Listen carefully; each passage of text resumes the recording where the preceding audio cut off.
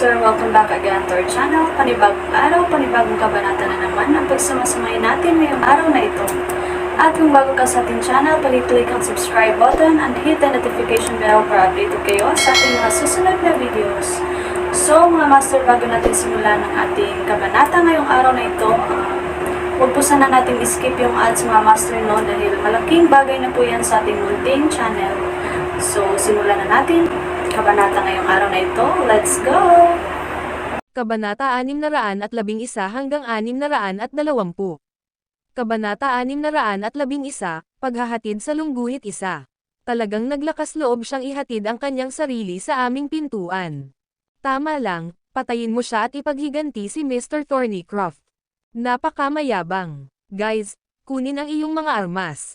Pagkatapos ng maikling katahimikan, lahat ay nagmura ng galit, napuno ng matuwid na galit, nangangati na kumilos kaagad.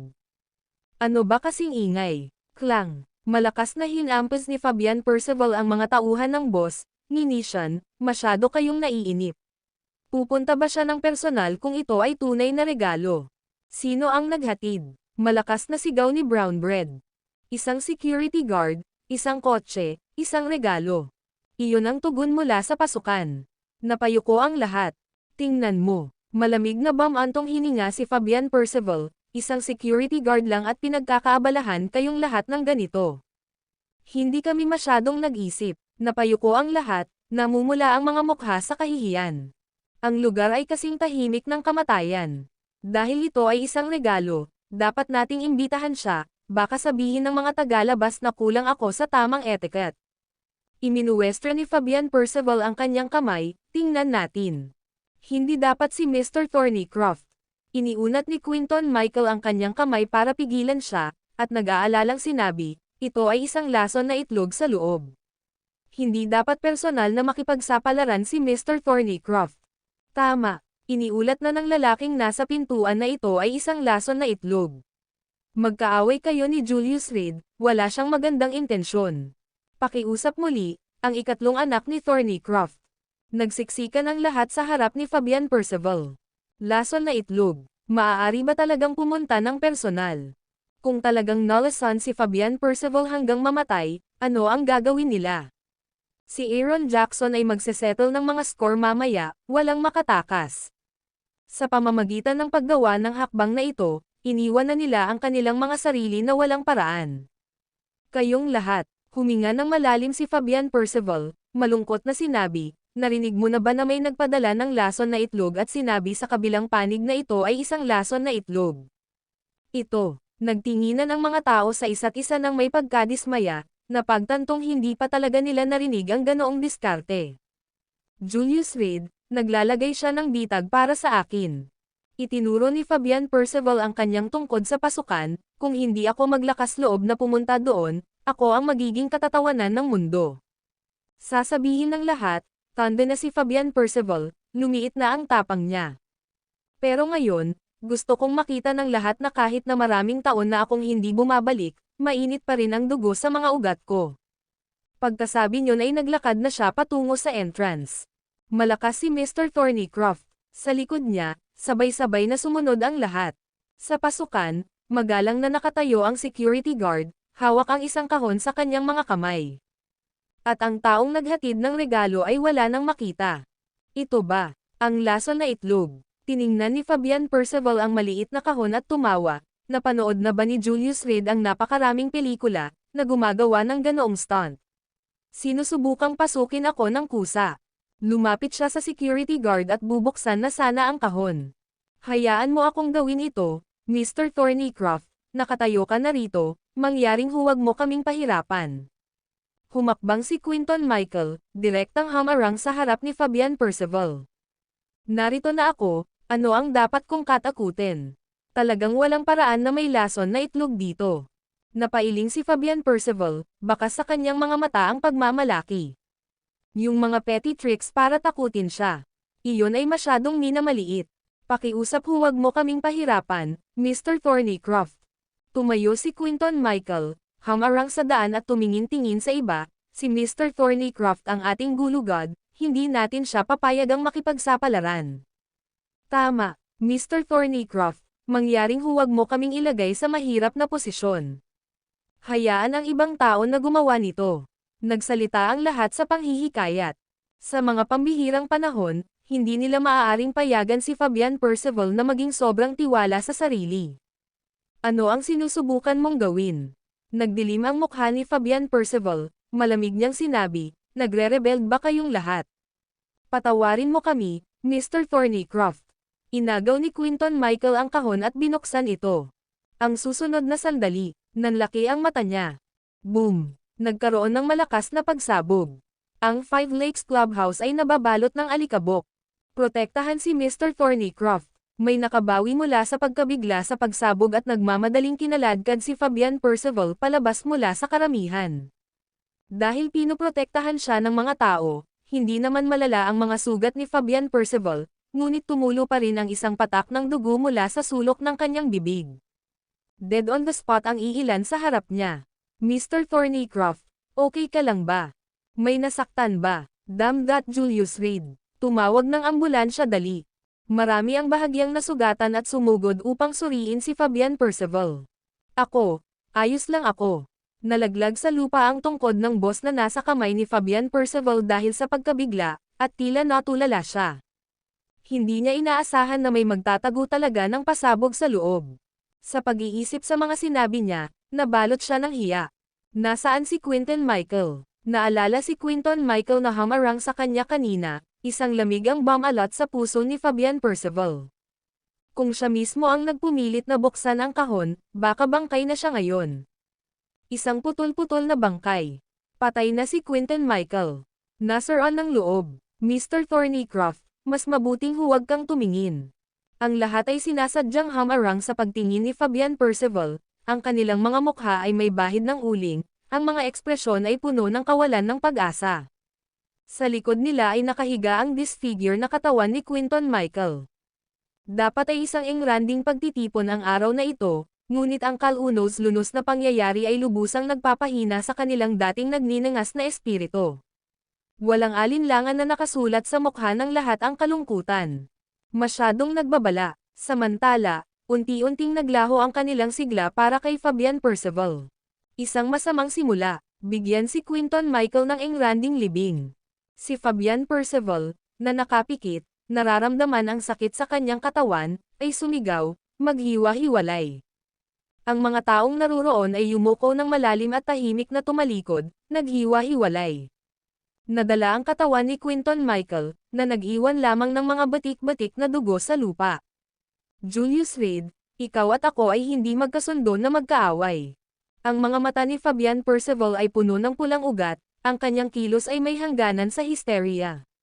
Siya ay natalo, 3 beses ng parehong lalaki. Mr. Thornycroft, bumalik tayo at gamutin ang iyong mga sugat. Ang usapin ng Gonzales City ay nangangailangan ng pangmatagalang diskarte. Humakbang pasulong ang brown bread, bumubulong ng mga salita ng kaliwan. Siya ang personal guard ni Fabian Percival, laging nasa tabi niya. Nang tumunog ang pagsabog, siya ang unang bumagsak kay Fabian Percival sa lupa. Ngayon, malubhang nasugatan, nanatili pa rin siyang masunurin sa kanyang tabi. Pumunta ka at sunduin si Vito Leopold, dapat ay nakalabas na siya ng walang kaso. Pagkatapos, pumunta sa ospital para magpahinga. Ang Five Lakes Clubhouse ang ating tanggulan, walang sino man ang maaaring lumabag dito.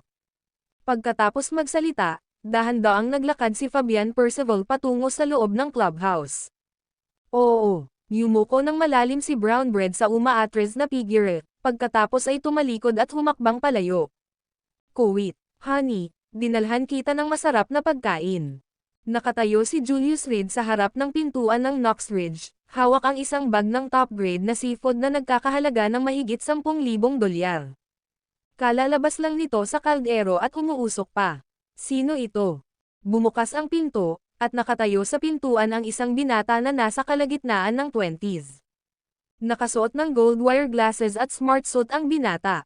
Ikaw, huminto si Julius Reed, na paalis. Isang hindi pamilyar na mukha, hindi pa niya nakikita. Sino ka? Naiinip na tanong ng binata. Dominic, sino ang nasa pinto? Ang boses ni Knoxridge ay nanggaling sa loob ng bahay. Ewan ko. Parang delivery person. Tita, nag-order ka ba ng delivery? Tawag ng binata sa loob ng bahay. Hindi ako nag-order ng delivery. Nang matapos magsalita si Knox Ridge, sinabi ng naiinip na binata kay Julius Reed, maling lugar ang napuntahan mo. Whoosh! Biglang isinara ang pinto. Kumatok muli si Julius Reed sa pinto, walang magawa. Bugbugin mo. Kumatok ka ulit, at tatawag ako ng mga pulis. Pagkabukas ulit ng pinto, marahas na tinuro ng binata si Julius Reed at saka padabog na isinara ang pinto. Ang video na ito ay edited by Urban Storytelling. Kabanata 612, Pagpasok sa Lungguhit 1. Kahit na ang isang clay Buddha ay may kaunting apoy. Hindi banggitin ang Panginoon ng 10,000 Mountain Alliance, ang nakatagong Dragon King. 3 segundo, buksan ang pinto. Kung hindi, hindi mo kayang bayaran ang mga kahihinatnan. Napaatras si Julius Reed at sinabi sa loob. Wow, girl, nagiging barumbado itong bulok na taga-deliver ng pagkain, nagbabanta sa akin. Nang marinig ang mga salita ni Julius Reed, ang binata sa loob ay hindi napigil ang tumawa ng malakas. Panoorin kung paano ko itinapon ang asong ito. 1, 2, 3.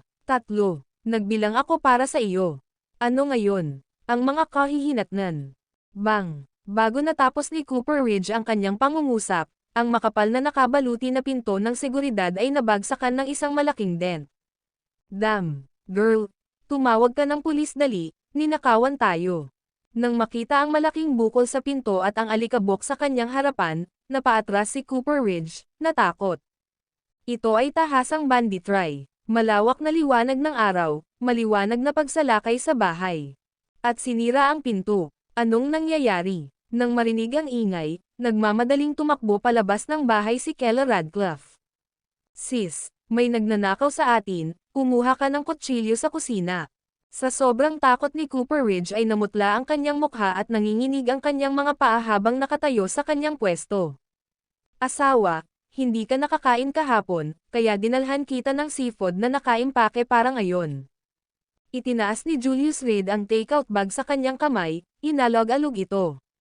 Asawa, nang marinig ang sinabi niya, lumingon si Cooper Ridge para tingnan si Kella Radcliffe, na tila may naintindihan kaagad. Ito ba ang aking walang kwentang bayaw? Agad na nagdilim ang mukha niya. Watch your tone. Cooper Ridge, he is my husband. Si Kella Radcliffe ay lumakad papunta sa Cooper Ridge na may disgusto, na sinaway siya. Uuwi ang asawa ko, how dare you keep him outside the door? Pinalitan ng Knox Ridge ang mga kandado, at si Julius Reed ay walang susi. Wala rin si Kella. Kailangan niyang kumatok sa pinto para makapasok sa pagbalik niya. Kanina lang, pumunta siya sa kusina para magluto, hindi niya namalayang darating si Julius Reed sa eksaktong oras na ito. Nang makitang lumapit ang sariling asawa, tuwang-tuwa pa rin si Kella sa loob. Halika sa loob at maupo. Pilit niyang binuksan ang deformed na pinto at kinaladkad si Julius Reed papasok. Maghintay. Nakatayo si Cooper Ridge na nakaharang sa pintuan na may madilim na mukha, at itinuro ang nasirang pinto ng seguridad. Girl, halika rito at tingnan mo, itong walang kabuluhan ay nasira ang pinto. Cooper Ridge ikaw. Itinuro ni Kella ang kanyang ilong, galit na nagmumura, ito ang bahay ko, kahit nagiba, ano ang kinalaman nito sa iyo? Tumabi ka. Kailangan niya ng pag-aproba ng aking tiyahin upang makita kung siya ay sumasang-ayon na ipasok ang walang kabuluhang ito. Si Cooper Ridge ay tumingin kay Julius Reed na napakainis, ngumuso, hindi ko akalain na ikaw, isang walang kabuluhan, ay magkakaroon ng ganyang ugali.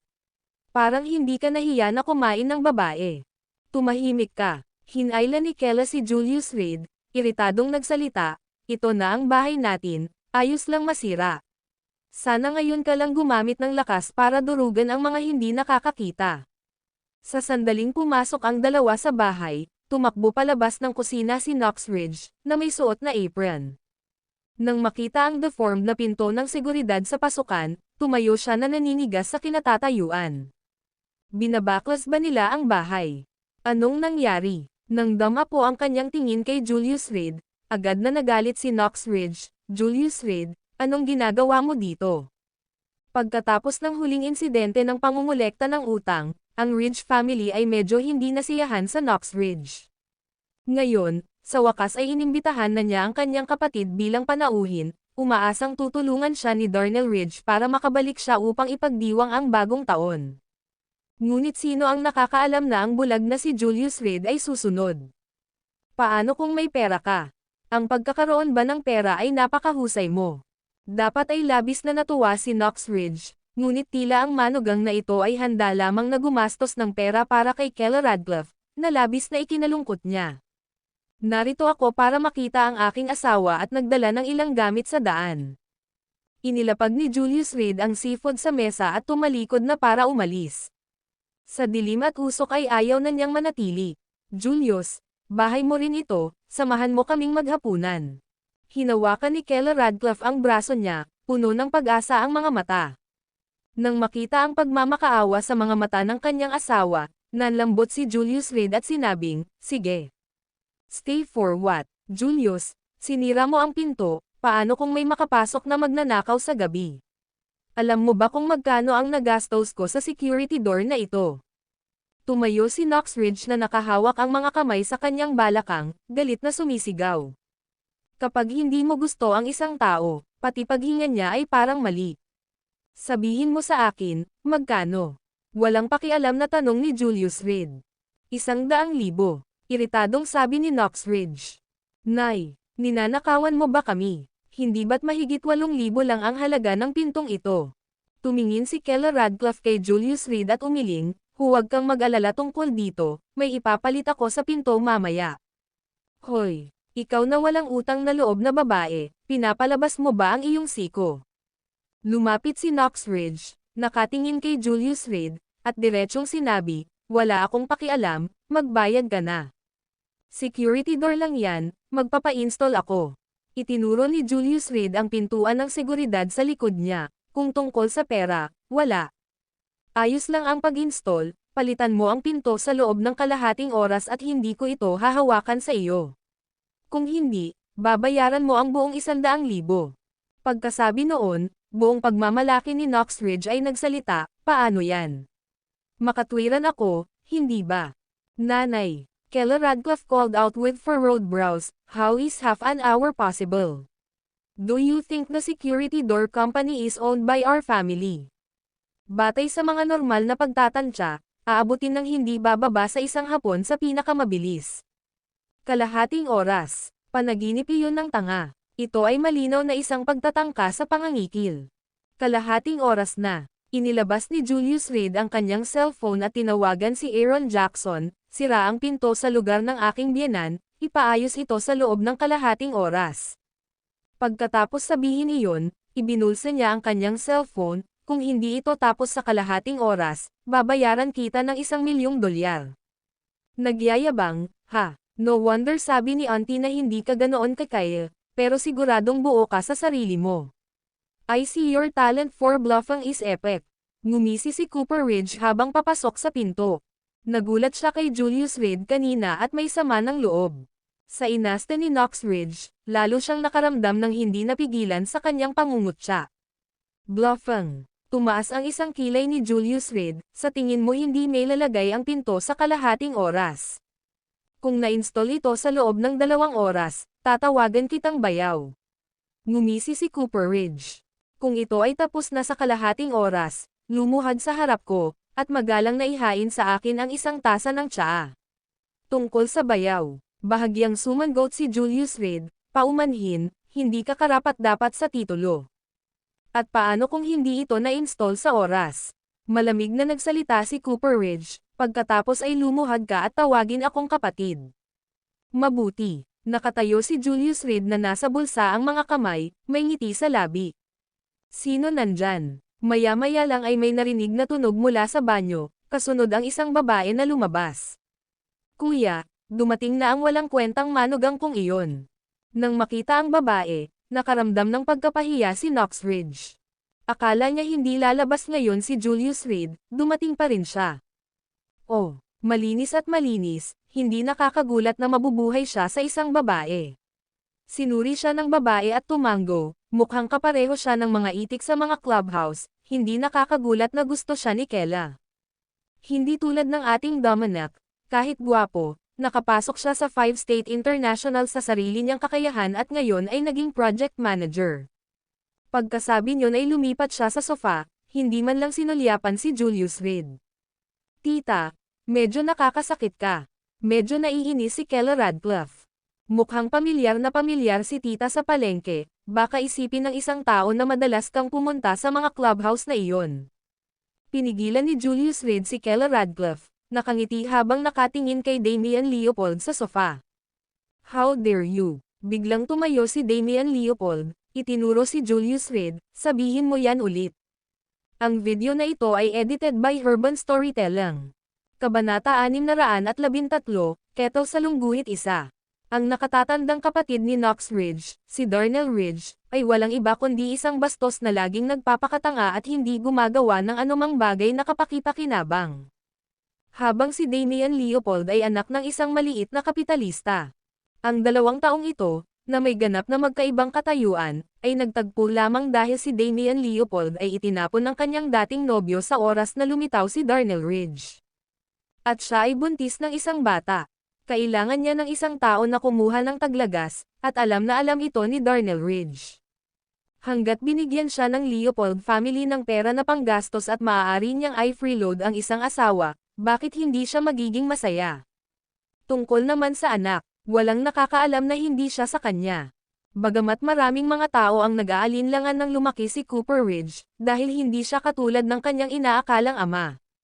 Ngunit dahil maganda si Damian Leopold, natural na inaakala ng lahat na kinuha ng bata ang kanyang ina.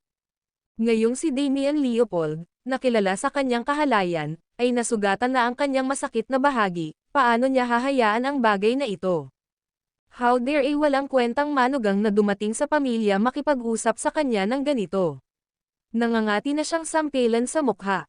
Mali ba ako? Yumuko si Julius Reed, pumitas ng cherry sa fruit plate, at marahang itinapon ito sa kanyang bibig. Kung hindi ka pa nakapunta sa clubhouse, paano mo malalaman kung ano ang hitsura ng gigolo? Ikaw, pulang-pula ang mukha, nawalan ng masabi si Damian Leopold. Si Darnell Ridge ay madalas na palaboy sa pag-inom at kasayahan, nakikipag-hangout kasama ang kanyang mga kaibigan, at siya ay malungkot gabi at araw, natural, naghahanap siya ng libangan sa ilang lugar. Kung tutuusin, mayaman ang pamilya Leopold. Nang magpakasal siya, binigyan nila ang mag-asawa ng isang malaking supermarket na nagkakahalaga ng $1,000,000. Sa araw-araw, ang kanilang kinikita ay malapit sa 1,000,000 mula lamang sa mga benta sa tindahan. Ngunit karamihan sa pera ay nilustay ni Darnell Ridge sa fine dining at pag-iingat ng mga mistress. Silang dalawa ay mas parang mag-asawa sa pangalan lang, karamihan ay pumikit sa magulong buhay ng isa't isa. Ngunit sa panlabas, sila pa rin ang lumalabas bilang isang mapagmahal na mag-asawa. At least sa mata ng iba, parang sobrang affectionate nila. Dahil sa kahihiyan at galit, kumuha si Damian Leopold ng isang basong tubig sa mesa at inihagis kay Julius Reed. Splash! Mabilis na umiwas si Julius Reed sa gilid, at ang umuusok na mainit na tubig, na naglalabas ng singaw, ay tumalsik sa isang paso sa likod niya. Ang orihinal na makulay na mga dahon ay agad na nagsimulang malanta. Kung iyon ay damapo sa mukha ng isang tao, ito ay magiging sanhi ng mga paso, kung hindi pagpapapangit sa pinakamalala. Isang walang awa na galaw. Tita, anong ginagawa mo? Lumapit si Kella Radcliffe at niyakap si Julius Reed, puno ng pag-aalala ang mga mata niya, ayos ka lang ba? Ang mainit na tubig ay bagong kulo at sobrang init. Umiling si Julius Reed, hindi umimik. Pero naging malamig ang ekspresyon niya. Tita, utang mo kay Julius Reed ang paghingi ng tawad. Lumingon si Kella Radcliffe, nanlilisik ang tingin kay Damian Leopold. Humingi ng tawad sa kanya. Deserve ba niya ito? Sa isang panunuya, puno ng paghamak ang mga mata ni Damian Leopold. Ang kanyang sariling katayuan, ang anak na babae ng isang mangangalakal, ang may-ari ng isang malaking supermarket. At dapat humingi siya ng tawad sa isang lalaking may magandang mukha. Anong biro? Siya ang asawa ko, tita. Pakiusap, magpakita ng paggalang. At saka, ito ang aking tahanan. Galit na galit si Kella Radcliffe, ngunit dahil si Damian Leopold ay isang elder, kailangan niyang pigilan ang galit sa kanyang puso.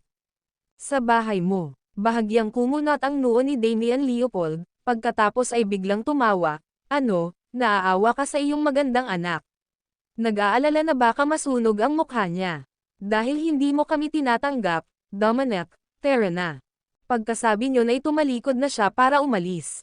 Talo, anong karapatan mong nandito? Sa susunod na makita kita, talagang bubugbugin kita. Nagbanta si Cooper Ridge na may hubad ng ngipin, na walang anumang paggalang sa kanyang mga salita. Hoy, Damian, bakit ka naiinis sa bata? Si Knox Ridge, nang marinig ang away, ay nagmamadaling lumabas ng kusina at hinawakan si Damian Leopold. Halika, kumain ka muna.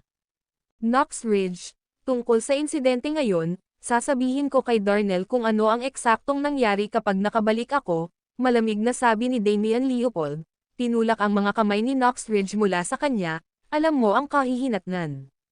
Kela, halika at humingi ng tawad sa tiyahin mo ngayon din. Paano pakakawalan ni Knox Ridge si Damian Leopold? Kung gusto niyang bumalik sa pamilya Ridge, kailangan muna niyang bigyang kasiyahan ang sarili kay Damian Leopold, na may malaking impluwensya sa loob ng pamilya. Higit pa rito, sa pagkabalisa ni Darnell Ridge, posibleng tumango ang pamilya Ridge at payagan ang Knox Ridge na bumalik. Ngayon, kung nasaktan niya si Darnell at ang kanyang asawa, makakalimutan niya ang tungkol sa pagbabalik sa tahanan ng kanyang mga magulang sa buhay na ito. Nay, ininsulto muna ni tita ang kanyang mga salita at saka sinabuyan ng mainit na tubig si Julius Reed. Bakit ako hihingi ng tawad? Kahit na pambubuli, hindi naman kailangang mangbuli ng ganito. Napailing si Kela sa galit. Saang lupalop ng mundo nagkakaroon ng ganitong pambubuli? Sa mismong pintuan ng isa. Shut up, brat, paano mo makakausap ng ganyan ang tita mo? At Julius Reed, lumuhad ka at humingi ng tawad sa tita mo. Galit na galit si Knox Ridge. Napakaraming pagsisikap ang kinailangan para madala si Damian Leopold sa kanyang tahanan. Ngunit si Julius Reed, isang walang kakayahan at pilyong kapwa, ay nagawang sirain ang mga bagay sa pagdating. At ang pintong iyon, balak mo bang sirain ang bahay ko? Pagkasabi nito, biglang naalala ni Cooper Ridge ang kanilang kasunduan, kaya hinawakan niya si Damian Leopold. Nay, halos kalahating oras na, naghihintay pa rin ako na lumuhad siya at humingi ng tawad sa akin. Natuwa rin si Damian Leopold sa kahihiyan na si Julius Reed, kaya napabuntong hininga siya at naupo muli sa sopa. Damian, huwag kang yumuko sa antas ng ating Kela, ang batang ito. Alam ko, isang hindi magandang pinalaki na individual, hindi nakakagulat na nagawa niyang mabangkarote ang kumpanya, tunay na isang talento, pinutol ni Damian Leopold ang Knox Ridge, na nakatingin kay Kela ng may paghamak. Mabilis ang paglalakbay ng masamang balita. Ang balita ng Radcliffe Group na nahaharap sa pagkalugi at pagpuksa ay mabilis na kumalat sa tahanan ng pamilya ni Knox Ridge. Ang mga kamag-anak na pinilit ni Kela para sa mga utang ay nadama na lahat ay binindikato. Natural, alam ito ni Damian Leopold, ngunit ang hindi niya alam ay naitama na ng Radcliffe Group ang landas nito at ngayon ay kumikita na. Ang tila kulang sa ugali ay ikaw, sabi ni Julius Reed, umiling-iling kay Damian Leopold. Ang iyong makamandag na dila ay dapat mag-ingat sa paghihiganti. Pagganti. Nakangiting tumingin si Damian Leopold kay Julius Reed, ang paghihiganti ay isang dahilan lamang para sa mga walang kakayahan na aliwin ang kanilang sarili dahil sila ay nabuli at hindi makaganti, nagagawa lamang nilang aliwin ang kanilang sarili. Narinig mo na ba ang instant karma? Pagkasabi nito ay agad na kinuha ni Julius Reed ang takor ng mainit na tubig sa mesa at ibinuhos ito pababa sa kanya. Si Damian Leopold, na dating naka-cross legs at may ngiti sa kanyang mukha, ay parang nagulat na kuneho sa sandaling binuhusan siya ng mainit na tubig, at agad na tumayo mula sa sopa. Tahimik na itinapon ito ni Kela kanina, sa takot na baka masabuan mo ako. Si Julius Reed, na pinagmamasdan ang kanyang lubos na kahihiyan, ay tumawa ng malakas, paumanhin sa pagkabigla sa iyo, Auntie.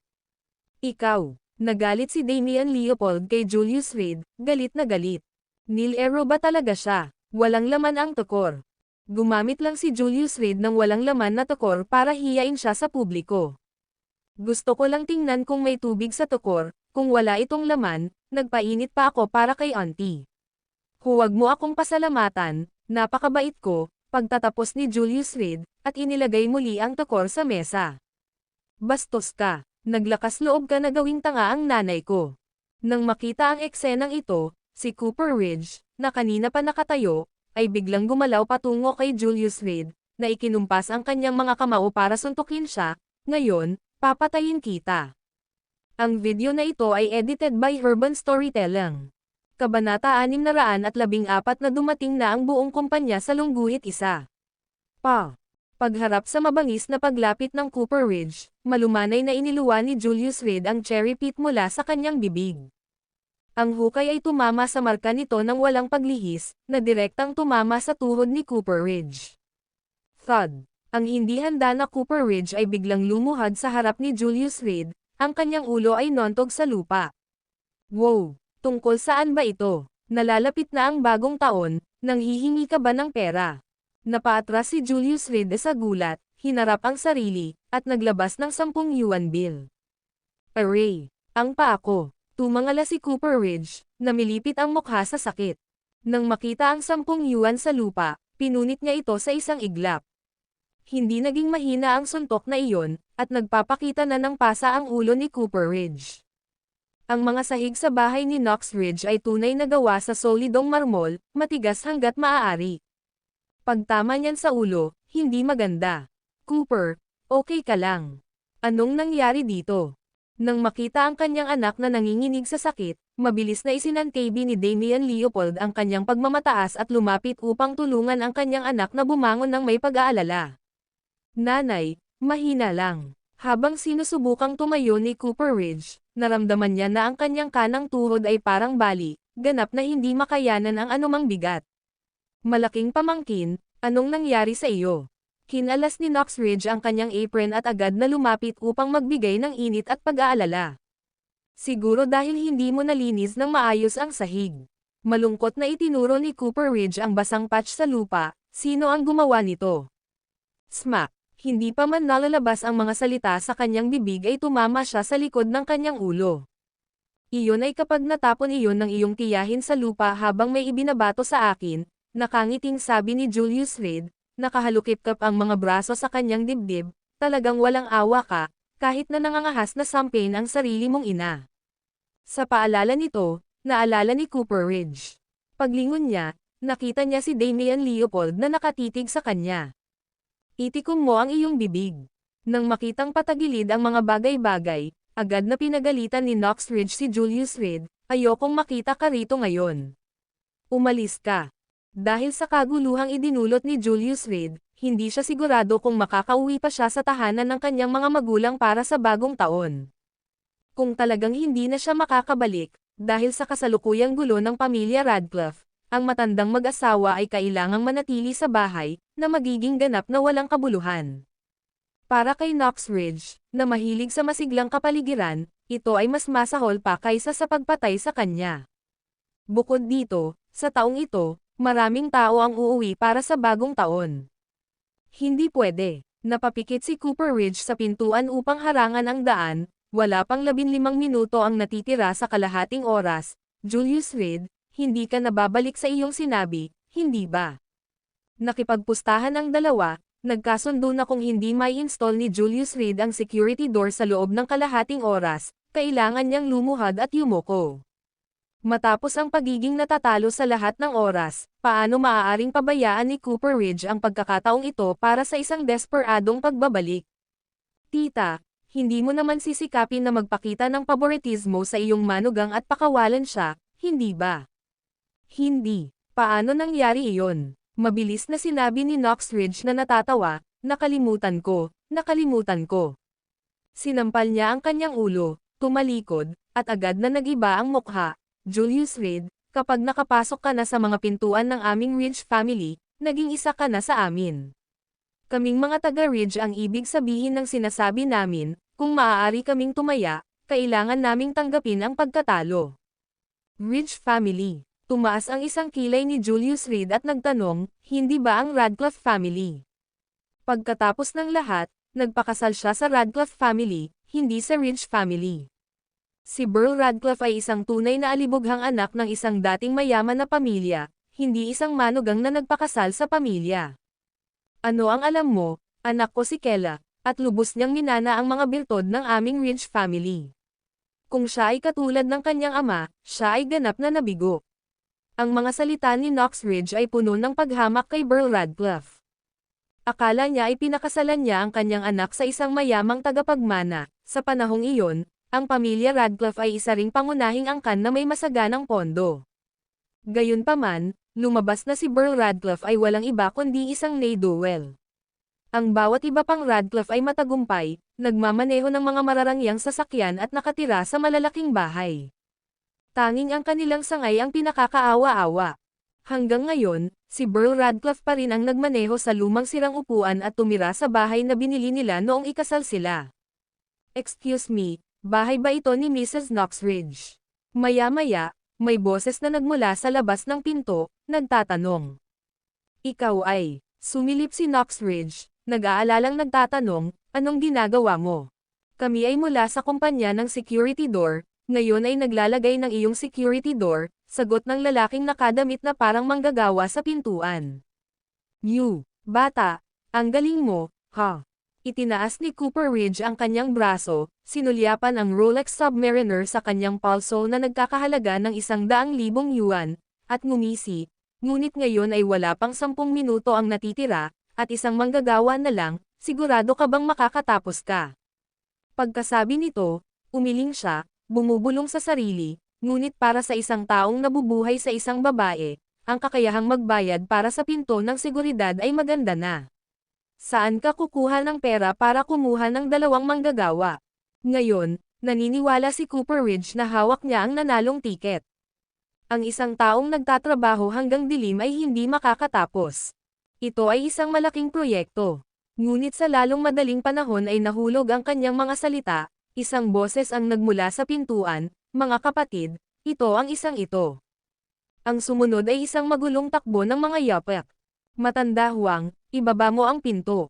Matandang araw, dalhin mo ang bagong pinto ng seguridad. Munting Huang, magbigay ng kamay, lahat galawin mo ang iyong puwet. Kung sino ang mabagal, babaliin ko ang kanyang mga kamay. Ang lalaking unang kumatok sa pinto ay tumawag, at ang mga empleyado sa likod niya ay nagdagsaan na parang isang grupo ng mga lobo. Bang! Isang tao ang nag-charge, nabasag ang mga tornilyo, at pagkatapos ay 2 iba pa ang lumapit, itinulak at hinayla, at wala pang 10 segundo ay ibinaba ang dating nakabaluktot na pinto. Agad namang pumasok ang iba para linisin ang site. Ang mga may dala ng bagong pinto ay sumunod na malapit, kumakalat habang sinisimulan nila ang pag-install. Ang eksenang ito ay nag-iwan kay Cooper Ridge na tulala. Parang emergency rescue operation. Sabi ko, ilan kayo dito? Tanong niya, halatang nagulat, habang naglalakad papunta sa pinto. Ang buong kumpanya, 31 tao, lahat ay nasa kubyerta. Mayroon kaming mahigpit na utos mula sa itaas na i-install ang pinto sa loob ng 5 minuto, o ang kumpanya ay matuno. Pagkatapos sabihin ito, iminuwestro ng lalaki ang kanyang kamay, wala ng oras para makipag-usap. Bang! Sa isa pang malakas na ingay, si Cooper Ridge ay napaatras ng 2 o 3 hakbang. Pagkatapos ay muling binuksan ang pinto ng seguridad. Pakiusap, siyasatin ito, sabi ng nangungunang lalaki habang hinuhubad niya ang kanyang puting guwantes, at agad na sinimulan ng mga empleyado ang paglilinis ng sahig sa likuran niya. Speak at span. Tumingin si Cooper Ridge sa kanyang relo, may 3 minuto pa bago ang napagkasundo ang oras. Salamat sa pagsusumikap, magpahinga ka ng mabuti kapag nakabalik ka, sabi ni Julius Reed habang naglalakad siya, tumatango sa mga lalaki. Ang mga taong nauna sa kanya ay pawang mga subordinate ni Aaron Jackson, mga eksperto sa pag-aayos ng pinto. Ayaw ni Aaron Jackson na maging isang thug lang sa Gonzales City, mayroon siyang mga tao mula sa lahat ng antas ng pamumuhay sa ilalim ng kanyang utos. Sa sarili niyang mga salita, mula sa pagtilaok ng mga tandang hanggang sa mga asong magnanakaw, lahat ay may kani-kanyang lugar ng paggamit. Nay, medyo masama ang pakiramdam ko, bumalik na tayo, mabilis na naisip ni Cooper Ridge na umalis, ang kanyang mga mata ay lumibot sa paligid. Kung mananatili siya, kailangan niyang lumuhad at humingi ng tawad kay Julius Reed. Upang lumuhad sa isang talunan, anong mukha ang maiiwan niya upang makita ang mga tao? Tama, naalala kong pupunta ang tatay mo sa Gonzales City ngayong gabi. Pwede tayong tatlo maghapunan, pagkatapos ay bumalik sa Harbor City bukas para maghanda para sa bagong taon, walang ekspresyong sabi ni Damian Leopold. Dahil may gagawin ang aking hipag at pamangkin, hindi na kita ipagtatanggol. Pagkatapos mong bumalik, sana ay mapag-usapan mo ito sa matanda, at pakibanggit ang aking pag-uwi, masayang bulong din ni Knoxridge. Alam ng lahat kung ano ang nangyayari, ngunit nanatiling tikom ang kanilang mga bibig. Sandali, nang papalabas na ng pinto si Cooper Ridge at ang kanyang ina, walang pakialam na sinabi ni Julius Reed, nakalimutan mo na ba ang pastahan na ginawa natin? Julius Reed, huwag mong itulak ito ng masyadong malayo. Humakbang si Knoxridge, mabangis na itinuro ang kanyang daliri kay Julius Reed, isang casual na biro, at siniseryoso mo ito. Sinisira ang aking. Napalitan na ang nasira na pinto. At mas mahal pa ito kaysa sa dati mo, malamig na tumingin si Julius Reed kay Knoxridge, biglang ngumiti, kung ngayon lang ako natalo, iisipin mo pa ba na isang casual na biro? Ang video na ito ay edited by Urban Storytelling. Kabanata 615 na palampas na pagkakataon sa lungguhit isa. Ang mga salita ni Julius Reed ay tumatagos, na iniwan ang Knoxridge na tulala. Sa katunayan, kung nanalo si Cooper Ridge kanina, tiyak na pinilit niyang lumuhad si Julius Reed. Kung tutuusin, si Damian Leopold ang kanyang pag-asa na makauwi sa bagong taon, at hindi niya ito masasaktan kahit anong mangyari. Bukod dito, hindi niya gusto ang manugang na ito at palaging naghahanap ng mga paraan upang sugpuin ito. Magsalita ka, bakit ang tahimik mo ngayon?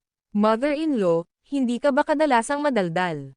Malamig na tumikim si Julius Reed, diretsyong nakatingin sa Knoxridge. Biglang naging awkward ang atmosphere.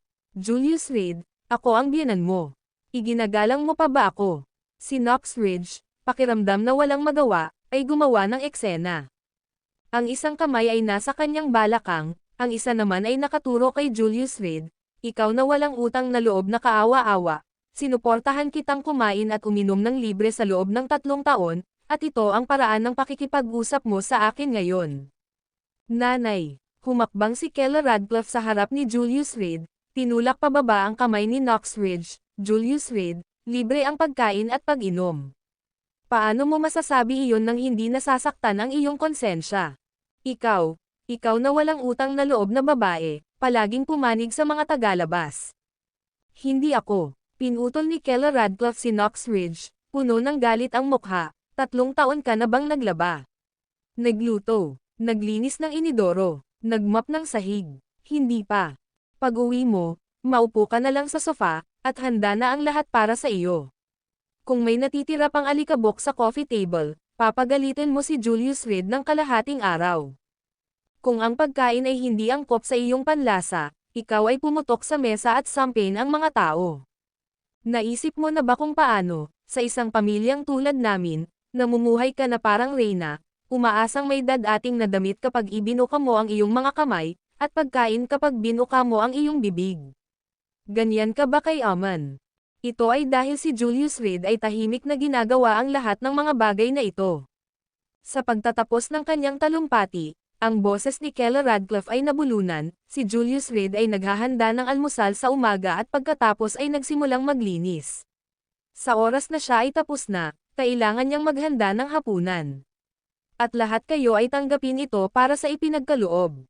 Ako, Knoxridge, sa kawalan ng salita at nanginginig sa galit, natagpuan ang kanyang sarili na hindi makasagot. Mula nang siya ay bumalik, siya ay naging irritable kay Burl Radcliffe sa lahat ng oras, pakiramdam na walang nangyayaring tama. Ang mga pagkain ay hindi napapanahon o masarap. Ang gulo ng bahay. Ni hindi niya alam kung paano alisan ng barado ang kabeta kapag nakaharang ito. Tinawag si Burl Radcliffe. Ang dalawa ay maaari lamang tumayo ng magkasama, sa isang kompletong pagkawala. Noon niya napagtanto ang kahalagahan ni Julius Reed sa tahanan. Naisip ni Knoxridge na kumuha ng kasambahay, ngunit sa sandaling makita niya ang mga presyo online, agad niyang ibinasura ang ideya. Kung pinagsama, hindi sapat ang buwan ng kita ni Burl Radcliffe para bayaran ang isang kasambahay sa loob ng kalahating buwan. At pagkatapos ng lahat, Sino ang mag-aalaga sa kanya bilang kanyang sariling miyembro ng pamilya? Bukod dito, ang pagkakaroon ng isang estranghero sa bahay sa buong araw ay hindi siya mapalagay. Ang ilang mga bagay, kahit na naiintindihan mo ang mga ito sa iyong puso, ay hindi masasabi ng malakas. Hindi posibleng aminin ni Knoxridge na may nagawa siyang mali. Hindi kailanman. Siya ay manugang ng aming pamilya, at hindi siya kumikita. Ang paggawa ng mga gawaing bahay ay dapat niyang pananagutan, hindi ba? Ang kanyang bibig ay kasing tigas ng isang lutong pato, ayaw sumuko. Responsibilidad. Mula noong may utang ang mundo sa sinuman. Si Keller Radcliffe ay malamig na tumingin sa kanyang ina, nakaramdam ng lubos na pagkabigo. Tunay na pinalamig ng pamilyang ito ang puso ko. 3 taon na ang nakalilipas, hindi ko akalain na ang isang taong magbibigay sa akin ng katiwasayan at mapagkakatiwalaan ay ang asawang hinahamak ng lahat. Noong siya ay tinarget ng mga miyembro ng clan, ni Otis Radcliffe, ni Zaid Radcliffe. Si Julius Reed lang ang tahimik na umalalay sa kanya mula sa likuran. Sa oras na iyon, hindi man lang nang ahas si Knoxridge na tawagan si Keller Radcliffe. Pagkatapos magsalita, lumingon siya kay Cooper Ridge, sa tingin mo, napakahusay ka ng pagtatrabaho sa 5-State International. Sa tingin mo, minamaliit ka ng pagtawag sa akin ng hipag. Hindi. Ito ay isang direktang pagkakataon upang baguhin ang iyong kapalaran. Isang pagkakataon na hindi makukuha ng maraming tao sa buong buhay nila ay nasa harap mo, at hindi mo ito pinangangalagaan, at mawawala rin sa iyo ang lahat dahil dito. Alam na alam ni Julius Reed kung anong uri siya ng tao. Kung masyadong magalang si Cooper Ridge, kung isasaalang-alang ang kanyang mukha, tiyak na magpapahiram ng kamay si Julius Reed. Sa kanyang relasyon kay Itay Huntington, ang paglipat ng posisyon ay isang piraso ng cake. Ngunit ang Cooper Ridge ay tumingin sa iba na parang snob at direktang pinalampas ang isang gininto ang pagkakataon. Ito ang pagkakataong pinangarap ng maraming tao, isang pagkakataon na hindi nila kayang pakiusapan. At ano ang ginawa ni Cooper Ridge? Tinapon niya ito. Hey, pinsan, cut the crap. Trabaho lang siya, akala mo ang paghahanap ng trabaho ay isang bagay na ipagyayabang sa harap ko. Si Cooper Ridge ay nagsuot ng hitsura ng paghamak.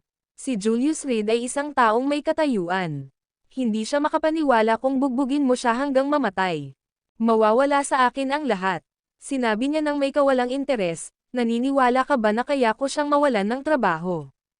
Sa pamamagitan ng pagpapakilala ng isang kaibigan, nakakuha si Cooper Ridge ng magandang posisyon sa 5-State International at kamakailan ay nakikihalubilo ng maayos sa ilang mga young masters sa Gonzales City.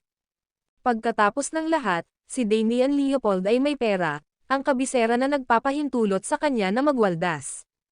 At si Julius Reed ay isang mabahong trabahador lang, ano kaya ang naisip niyang may kukumpara niya ang sarili niya?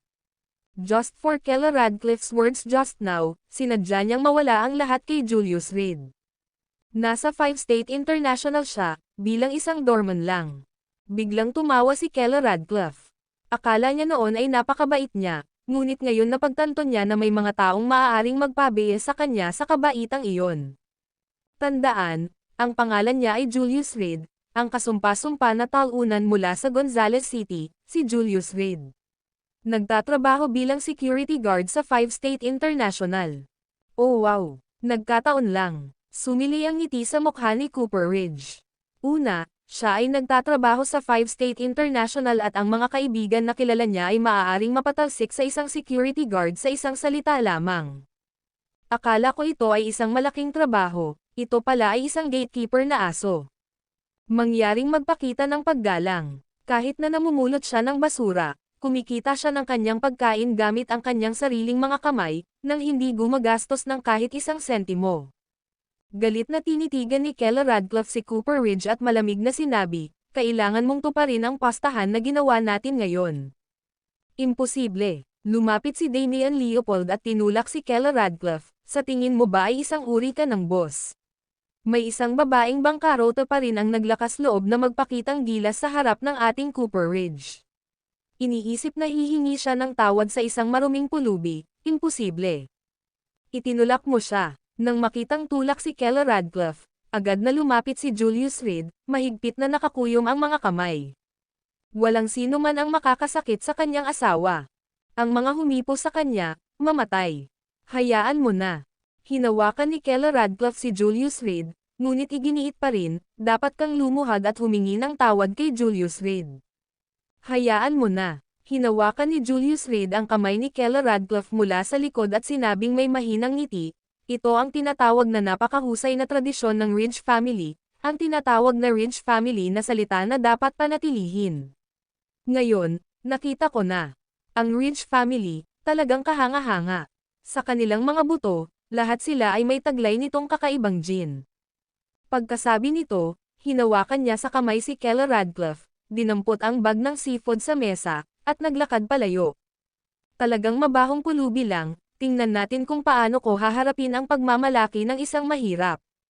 Habang pinag-iisipan ito ng Cooper Ridge, lalo siyang nagalit. Isang gatekeeper ang nang-ahas na guluhin siya. Kaya kinuha niya ang kanyang telepono at tinawagan ang kanyang immediate superior, Manager Martin. Ito si Cooper Ridge, kailangan ko ng kaunting pabor.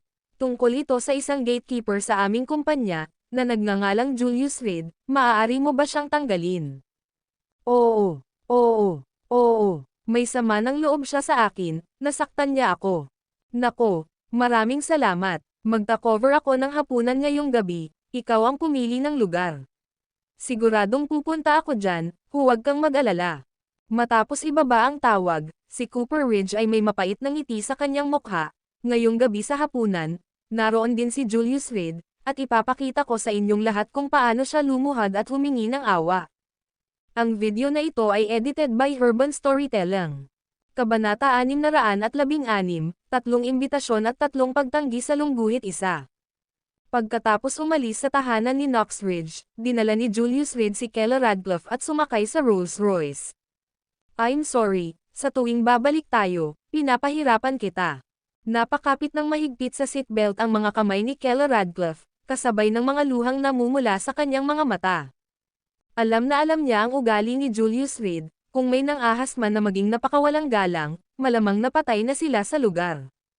Ang tanging dahilan kung bakit naging mapangahas si Knox Ridge at ang iba pa ay dahil pinahintulutan ito ni Julius Reed.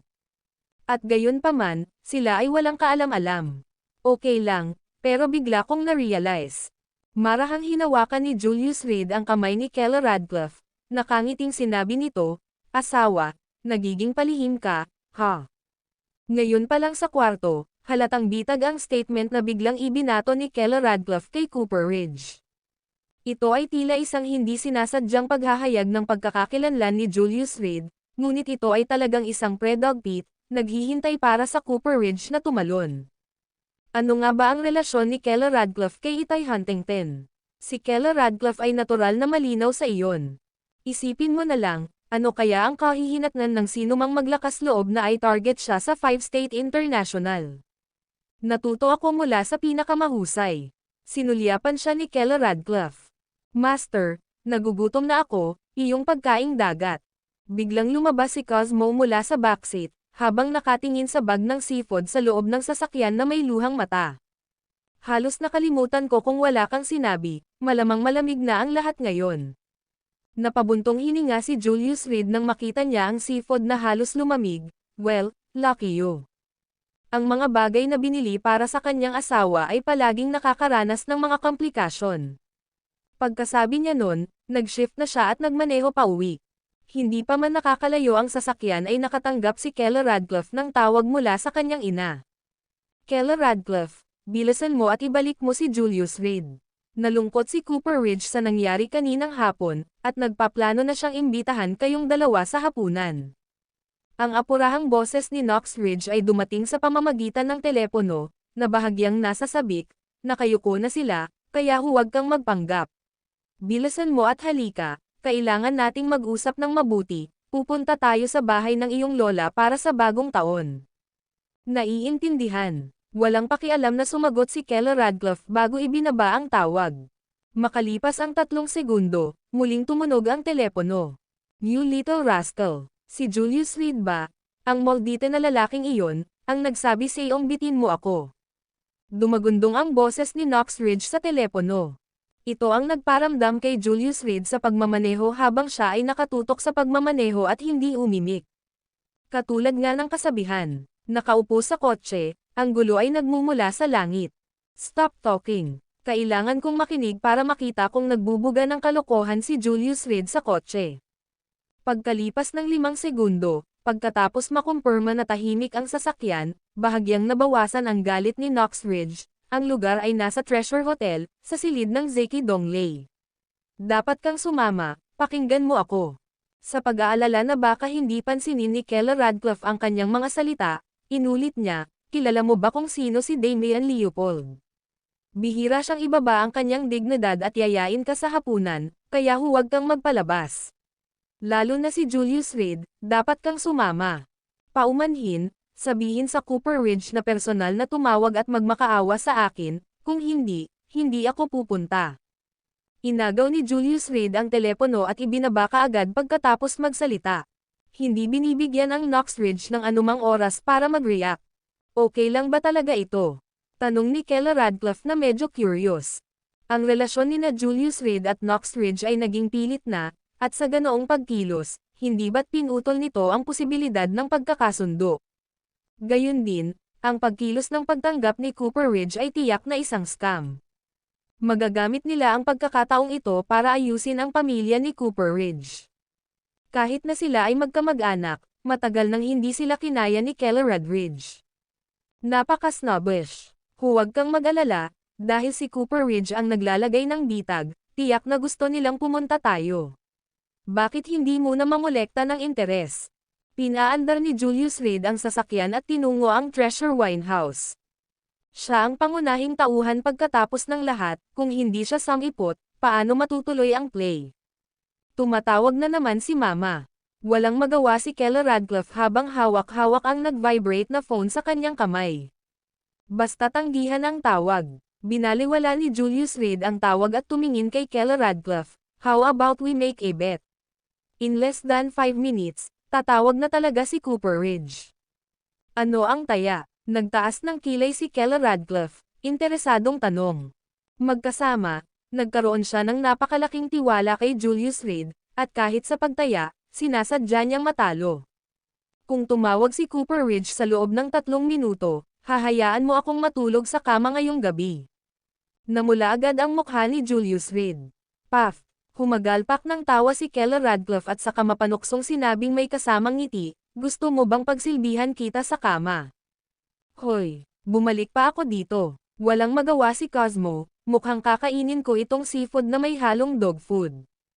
Ang kanyang mga kalokohan ay talagang nabawasan ang awkwardness para kay Julius Reed. Sure enough, wala pang 2 minuto, tumunog ulit ang phone ni Kela. Ang tumatawag ay si Cooper Ridge. Sisigot o hindi sisigot? Sagutin mo, at ilagay ito sa speaker. Habang nagmamaneho, itinuro ni Julius si Kela. Kela, nasa? Ito si Julius Reed. Lumabas si Kela para bumili ng kung ano, naiwan niya ang phone niya sa kotse. Kung may sasabihin ka, kausapin mo ako. Diretso siyang pinutol ni Julius at nagsalita. Julius Reed, nag-host ako ng handaan sa Treasure Wine House para humingi ng tawad sa iyo. Pumunta ka bago mag-alas 6. Utos ni Cooper Ridge sa mapang-akit na tono, na walang anumang tunay na intensyon na humingi ng tawad. Ang kanyang paraan ng pagsasalita ay talagang diktador. Sorry, hindi ko tinatanggap. Pagkasabi nun ay binaba na ulit ni Julius ang telepono. Ginagawa ito, okay lang ba? Napahawak si Kela sa pagitan ng pagtawa at pagluha. Inimbitahan ni Brody Cook si Zug Liang sa pamamagitan ng pagbisita sa kanyang cottage ng 3 beses. Ngayon pagkatapos ng 3 tawag, si Julius ay hindi nagpakita ng anumang balak na pumunta. Paano kung magalit si Cooper Ridge? Hindi ba tayo magpapalampas ng pagkakataon? Napakurap si Kela, paano kung dumiretso na lang tayo doon? Wala akong ideya na gusto mong makita siya sa kanyang kapalaran. Bahagyang tumawa si Julius at pinaandar ang sasakyan papunta sa parking lot ng Treasure Hotel. Kalahating oras pa bago mag-alas 6. Of course, you are my husband, marahan siyang tinulak ni Kela gamit ang kanyang siko. Magkasama tayo dito, di ba? Halos hindi pa siya tapos magsalita nang muling pumasok ang tawag ni Cooper Ridge. Ano ngayon? Pagka-slide para sumagot, iritadong sabi ni Julius. Julius Reed, hindi pa ba bumalik si Kela? Sa sobrang galit ni Cooper Ridge ay gusto niyang sampin. Saan kaya nagpunta si Kela? Hindi pa rin siya bumabalik sa sasakyan. Magsalita ka kung may sasabihin ka, ilabas mo kung kailangan mong umutot. Nagda-drive ako, delikado kausap sa phone. Diretsong bumaril si Julius. Well, mali ako sa tono ko kanina. But now, I really want to apologize to you, to ease the tension between us. Pinigilan ni Cooper Ridge ang kanyang galit at buong katapatan na sinabi sa telepono, at saka, nandito lahat sila tita at tito. Kayong dalawa lang ang kulang namin. Pag-iisipan ko, natahimik sandali si Julius. Kuya, kaya mo bang gawin sa akin ito? Tinatanong kita, ako ang may kasalanan noon. Si Cooper Ridge, na galit kay Julius, ay kinailangan pa ring magsalita sa tono ng pagkakasundo. Ngunit ang pag-iisip ng kasawiang dumating ni Julius ay labis na ikinatuwa niya. Sige, nasa baba na ako at aakyat na ako maya-maya. Bumaba si Julius sa sasakyan at nilock ang pinto. Pinaglalaroan mo ba ako? Nagulat si Cooper Ridge sa una at pagkatapos ay medyo nagalit. Kung ganoon ay aalis na ako. Teka, joke lang yon. Dominic, huwag mong kakalimutan. Nang matapos ang kanilang pag-uusap, binaliktad ni Julius ang listahan ng kanyang mga kontak at tumawag. Itay Huntington, iniimbitahan kita sa hapunan ngayong gabi. Treasure Hotel, Dominic. Huwag mo nang tanungin kung bakit, walang hinihintay ang oras. Pagkatapos magsalita, sinenyasan niya si Kela, at magkatabing naglakad ang dalawa papasok ng hotel. P.S. Dahil sa mga personal na dahilan, ang mga update ay hindi maganda nitong mga nakaraang araw. Gayunpaman, tiningnan ko pa rin ang mga typo bago mag-post, upang bahagyang mapabuti ang karanasan sa pagbabasa. Sa ngayon, magpapatuloy ang mga regular na update. Salamat sa iyong suporta. Nais ko ang lahat ng mabuting kalusugan. Ang video na ito ay edited by Urban Storytelling. Kabanata 617 ang pista sa Hongmen sa Lungguhit 1. Diamond, ihanda mo na ang sasakyan. Sa opisina ng chairman sa 5 State International Building. Sa sandaling nakatanggap si Itay Huntington ng isang tawag sa telepono habang nakikitungo sa mga gawain ng kumpanya, ang kanyang kalooban ay agad na sumikat. Kahit ibinaba na niya ang tawag, nagpatuloy siya sa pagngiti sa screen sa loob ng kalahating minuto. Itong lalaking ito, talagang nagkusa siyang yayain siyang kumain. Sa katunayan, kahit na ang mga baboy ay maaaring umakyat sa mga puno balang araw. Miss, hindi ka lang ba kumain? Tumayo si Diamond sa pintuan, nagtatakang nagtatanong. Hindi marami ang makapagdala ng ganoong kagalakan sa kanyang miss, hindi kaya ang hayop na iyon.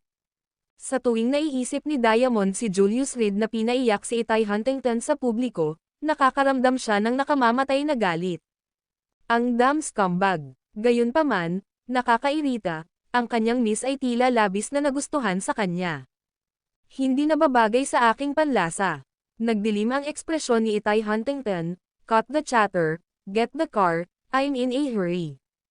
Ang gayong pag-uugali ay lubos na kaibahan sa kanyang kilos habang tumatawag. Mula sa isang love-struck na babae hanggang sa isang nangingibabaw at malamig na babaeng CEO, maaaring lumipat si Itay Huntington nang wala pang isang segundo. Oo, miss, kahit na labis na nag-aatubili si Diamond, tinupad niya ang utos ng walang pag-aalinlangan. Kuwait, Manager Martin, salamat sa iyong pagsusumikap sa usapin ngayon. Sa Treasure Hotel, sa auspicious East Private Room. Tumayo si Cooper Ridge, yumuko para i-toast si Bran Martin. Hindi na kailangan. Hindi na kailangan. Ngumiti si Bran Martin at tumango, mainit na itinaas ang kanyang baso. Lake, bahagi lang ito ng trabaho ko. Sa ganitong mga scam na lumalabas sa loob ng kumpanya, paano ako, bilang pinuno ng operations, uupo na lang at walang gagawin. Siya ang pinuno ng operations sa 5 State International, na nangangasiwa sa lahat ng seguridad at may autoridad na kumuha o magtanggol sa kanila. Siya ay personal na dumating ngayon dahil dati siyang tumanggap ng suhol na 500,000 mula sa Cooper Ridge. Gumasto si Damian Leopold ng hindi maliit na halaga sa pag-aayos para sa pagpasok ni Cooper Ridge sa 5 State International. At para kay Bron Martin na pumunta dito ngayon para ipahiya si Julius Reed, ito ang paraan niya para bayaran ang malaking pabor. Bukod dito, nang walang masyadong gagawin at ang kumpanya ay naghahanda na para sa pagtatapos ng taon na bakasyon, ito ay isang magandang pagkakataon upang tamasahin ang isang libreng pagkain. Wala kang ideya, isang security guard lang, masyado siyang mayabang. Sabi ni Cooper Ridge na may agrabyado na mukha, sa bahay ng tiyahin ko, talagang hiniling ng lalaking iyon na lumuhad ako sa kanya. Maniniwala ka ba? Labag lang sa batas. Ano, may nangyaring ganyan. Hinampas ni Bron Martin ang mesa, nandilim ang kanyang mukha habang sinabing, pagbalik ko, iimbestigahan kong mabuti kung sino ang nag-recruit ng scum na ito at sabay silang disiplinahin. Sa pagpapakita ni Manager Martin ng ganoong pag-aalala para sa kumpanya, sigurado akong igagalang ka ni Chairman Huntington kapag nalaman mo ito, mabilis na puri ni Cooper Ridge. Ang kanyang mga mata ay umikot, at isang ideya ang sumagi sa kanya, habang mabilis niyang idinagdag, pagdating ng panahon, huwag mo munang ibunyag ang iyong pagkakakilanlan. Hayaan siyang maging mayabang sandali, at pagkatapos ay ilantad siya sa harap ng lahat. Gawin siyang hindi makapagligtas ng mukha. Sa pag-iisip sa galit na naramdaman niya sa pagtawag sa telepono kanina, nagngangalit si Cooper Ridge. Ang pagbibigay lamang kay Julius Reed na walang trabaho ay hindi nasiyahan sa kanyang paghihiganti. Mas gugustuhin pa niyang ipahiya siya ng lubusan. Akala ni Keller Radcliffe ay kahanga-hanga ang kanyang asawa, hindi ba? Sa pagkakataong ito, ipapaalam niya sa lahat na siya ang pinakamalakas. Mabuti, nag-thumbs up si Bron Martin, hindi napigilan ang pagpuri. Lake, para kang naghahatid ng isang nakamamatay na suntok. Ngunit sa pagharap sa gayong karumal-dumal, dapat nating ganap na paksain ang kasamaan. Salamat, Manager Martin. Hayaan akong mag-toast sa iyo sa ngalan ng Cooper Ridge. Tumawa si Damian Leopold, halos hindi maitago ng kanyang bibig ang saya. Lumaki na ang kanyang anak. Samantala, sina Burl Radcliffe at Knox Ridge, nang marinig ang mga tagalabas na nagbabalak laban sa kanilang manugang, ay talagang tuwang-tuwa. Bang! Maya-maya lang ay bumukas ang pinto ng private room. Dad, nandito ka na.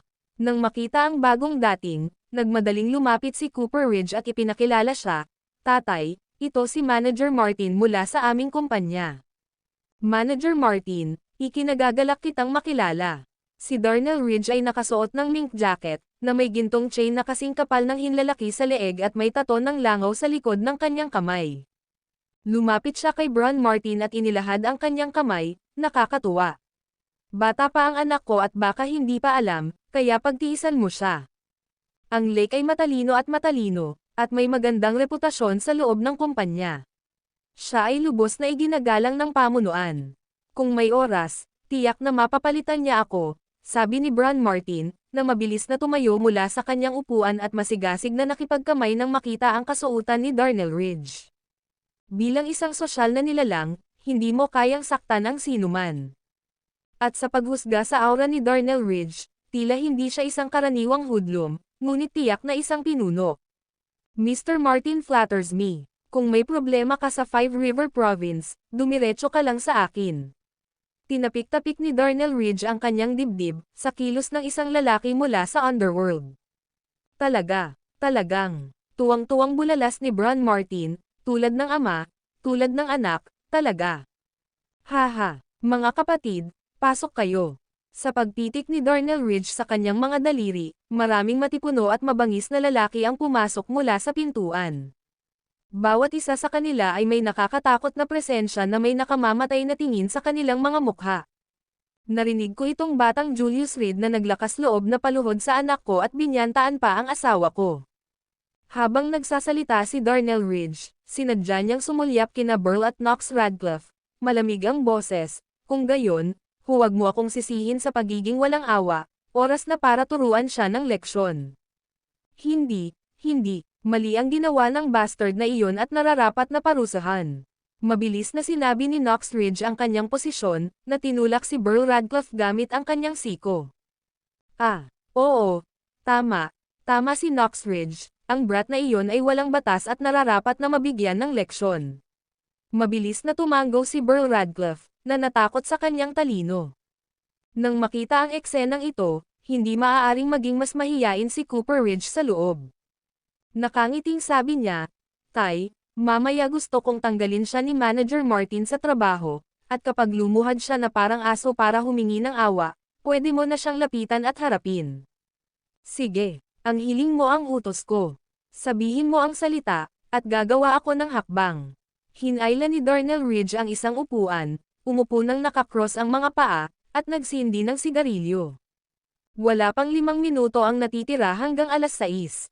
Pupunta akong restroom." Tumayo si Burl Radcliffe mula sa kanyang upuan at maingat na sinabi. "Bilisan mo, malapit na mag-oras, para kang tamad na mule, laging kailangan magpahinga kapag oras na para magtrabaho." Sinampal ni Knox Ridge si Burl Radcliffe sa katawan, nagmura sa ilalim ng kanyang hininga. Nakangiti lang si Burl Radcliffe at sinabing, "Babalik ako kaagad."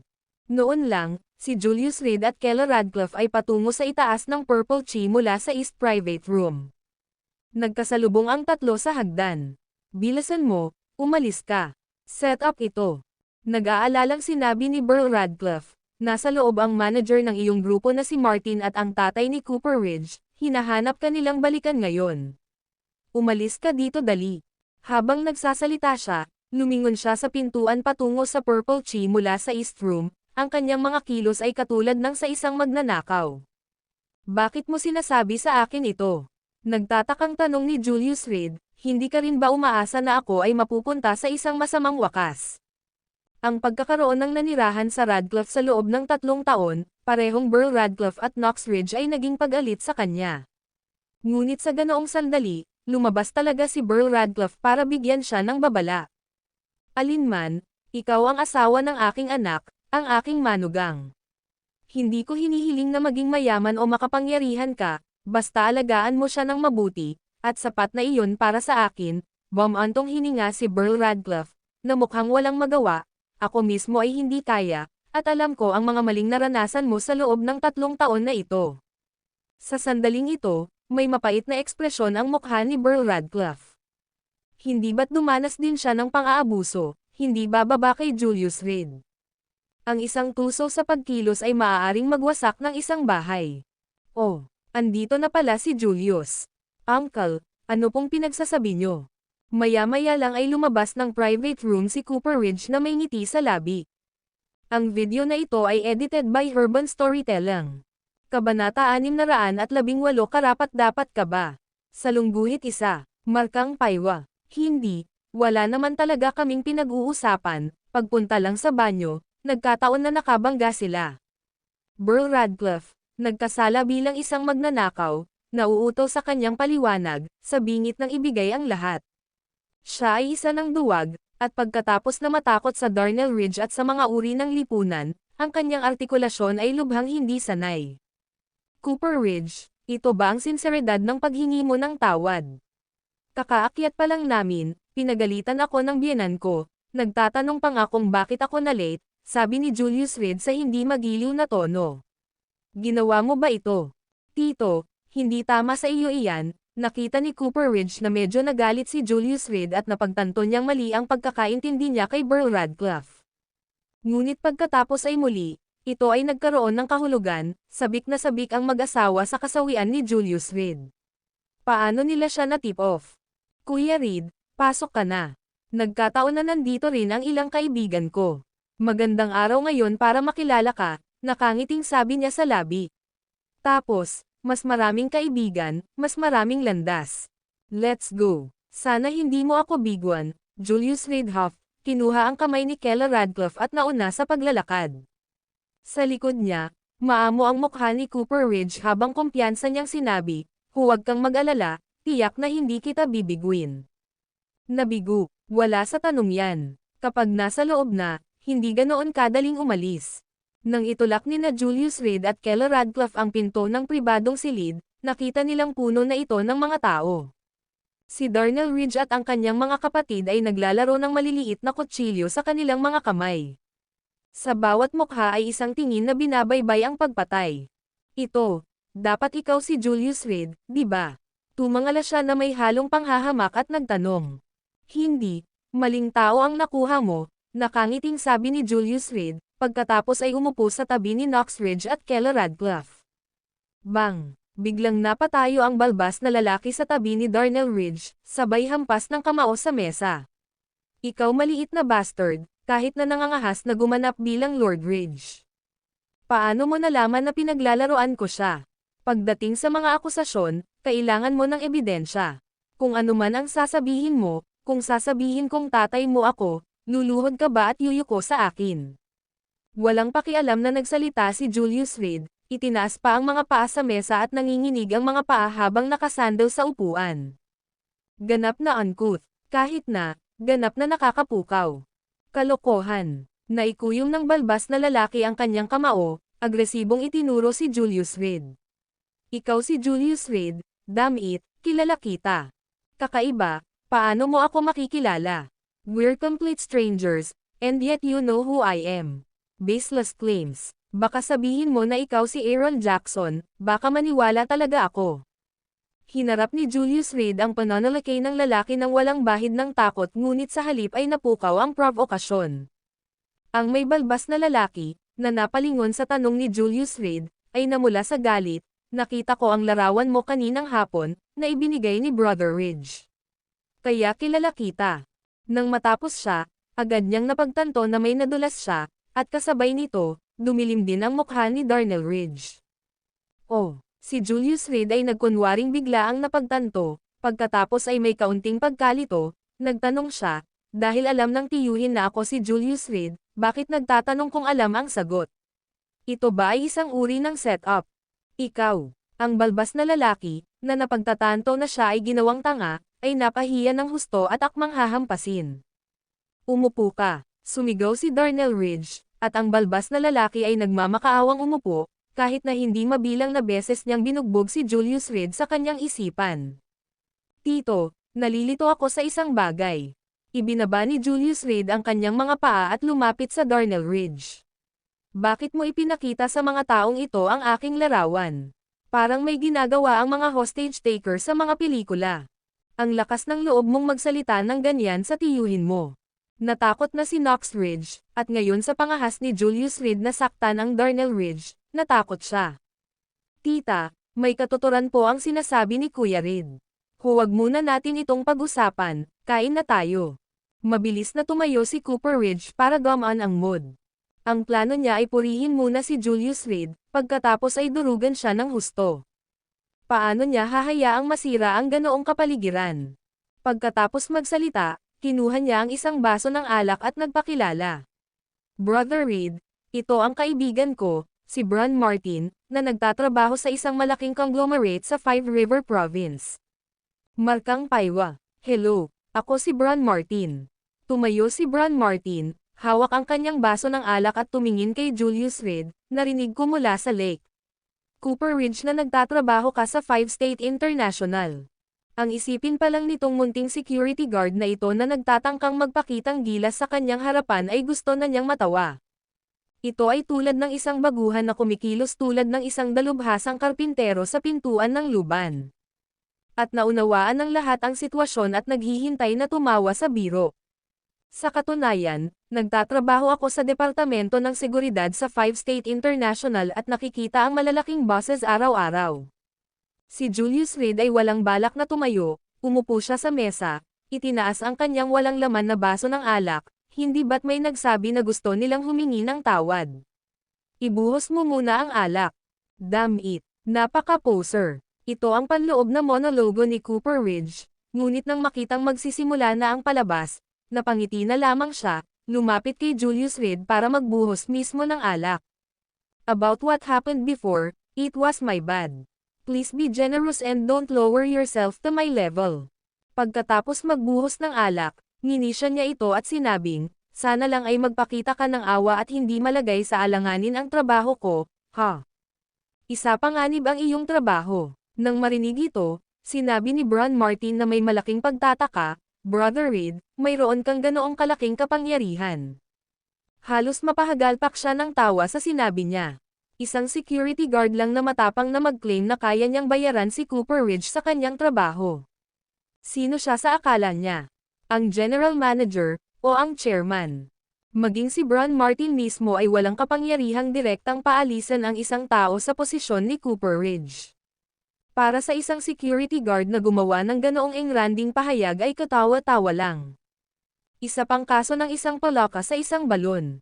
Ito ay walang espesyal, pamilyar lamang sa mga malalaking shot sa 5-state international at magkaroon ng kaunting sasabihin. Nagkunwaring mahinhin si Julius Reed habang sinasabi ito at sabay-sabay na naubos ang kanyang wine glass. Hindi siya nagsisinungaling, ang chairman ng 5-state international ay kanyang kasintahan. At yung tipong clingy na hindi mo matitinag kahit sinubukan mo. Ngunit ang kanyang katapatan ay sinalubong ng pangungutya. Sa mata ng lahat, walang iba kundi ang paghamak at paghamak. Maliban kay Kela Radcliffe, alam niyang hindi nagsisinungaling ang asawa niya. Nagkataon, mayroon din akong ilang mga kaibigan sa Five River Province at nahihirapan dahil wala akong koneksyon. Kanina ko pa gustong makapasok sa 5-state international ngunit wala akong makapasok. Bumantong hininga si Bron Martin na may nagkukunwaring panghihinayang, bakit hindi mo ito pag-usapan at tingnan natin kung may kakilala ako. Nang may set ang entablado, handa na si Bron Martin na ihayag ang kanyang kamay. Siya ang direktor ng General Affairs Department, ang agarang boss ni Julius Reed. Iniisip niya kung ano ang magiging ekspresyon ng kanyang nasasakupan kapag nalaman niyang ipinagmamalaki niya ang kanyang superior. Itay Huntington, medyo malapit ako sa kanya at inimbitahan ko siyang sumama sa amin sa pagkain. Napatingin si Julius Reed sa kanyang relo at bamulong, dapat ay darating siya kaagad, tama. Itay Huntington. Nang marinig ang pangalang ito, halos iluwan ni Bron Martin ang kanyang inumin. Of all the people, he dared to claim na kilala niya ang chairman. Ngayon ay hindi na mas madaling paalisan si Julius Reed, at maaari pa niyang ipin ang isang charge sa kanya. Ang pag-espekulasyon tungkol sa mga executive ng kumpanya, na naninira sa imahe ng pinuno, maaaring habang buhay na pagkakautang ng kabayaran ang security guard na ito. Ano, kilala mo siya? Inangat ni Julius Reed ang kanyang walang laman na baso ng alak, tumingin sa Cooper Ridge. Halika, punan mo ito para sa akin, at ligtas ang iyong trabaho. Kung hindi, humanda ka sa pagbibitiw. Humagalpak ng tawa si Cooper Ridge, na hindi na nagkukunwaring pang-aalipusta. Julius Reed, sa tingin mo ba ay big shot ka? Gusto mong buhusan kita ng alak? Karapat-dapat ka ba? Ang video na ito ay edited by Urban Storytelling. Kabanata 619 na dumating si Itay Huntington sa lungguhit isa. Markang paywa. Ang biglaang pagbabago ng ugali ni Cooper Ridge ay nasa inaasahan na ni Julius Reed. Gayunpaman, nagkunwari pa rin siyang nagulat at sinabing, anong nangyayari? Hindi ka ba narito para humingi ng tawad sa akin? Ano na ang ugali nito ngayon? Hindi mo ba gusto ang aking kapatawaran? Ang gayong ekspresyon ay halos pinaniniwalaan ni Kela Radcliffe na ito ay totoo. Kung pumasok siya sa pag-arte, baka masaktan pa niya ang Oscar statuette na iyon. Humihingi ng tawad. Tumawa ng malakas si Cooper Ridge at sinabing, deserve mo ba ito? Ang isang doorman lang na tulad mo ay gusto ng paghingi ng tawad mula sa isang assistant manager ng 5-state international. Julius Reed, ano ang nasa isip mo? Isang doorman. Hindi ba siya miyembro ng security department? Tumayo rin si Bron Martin, tumawa at sinabing, Lake, kilala niya si Chairman Huntington, mag-ingat ka baka mawalan ka ng trabaho. Salit-salaitan silang dalawa na kinukutya si Julius Reed ng walang awa. Chairman Huntington, ang isang tao sa kanyang tangkad ay abot kamay niyang malaman. Hinubad ni Cooper Ridge ang kanyang maskara ng pagkukunwari, isinandal ang kanyang mga kamay sa mesa, at malamig na sinabi, Julius Reed, naglakas loob kang takutin ako ngayon, lumuhad at humingi ng tawad ngayon din. Lake, nabaliw ka na ba? Sabi ni Bron Martin na may pilit ng ngiti, sinabi lang niya na malapit na si Chairman Huntington. Gusto kong makita kung paano mo ito haharapin. Naunawaan ng lahat ang implikasyon at humagalpak sa tawa. Talaga kayang kilala ng walang katulad ang kilalang balo ng Gonzales City. Parang panaginip ng loko. Masyadong abala si Chairman Huntington para mang-abala sa isang walang katulad mo. Tumawa ng malakas si Cooper Ridge, pagkatapos ay tumingin kina Kela Radcliffe at Julius Reed. Ate, kilala mo ba kung sino itong Mr. Martin na nakaupo sa tabi ko? Hindi ba siya, isang mataas na executive ng isang malaking korporasyon. Alam na tanong ni Julius Reed na nagkukunwaring kamangmangan. Haha, Julius Reed, hindi mo man lang kilala ang iyong immediate superior. Ito si Bron Martin, Manager Martin. Ang manager ng General Affairs Department sa Five State International. Tuwang-tuwa si Cooper Ridge sa loob, pinagmamasdan ang pagkagulat sa mukha ni Julius Reed na matagumpay, at naglakas loob kang maglabas ng kalokohan sa harap niya.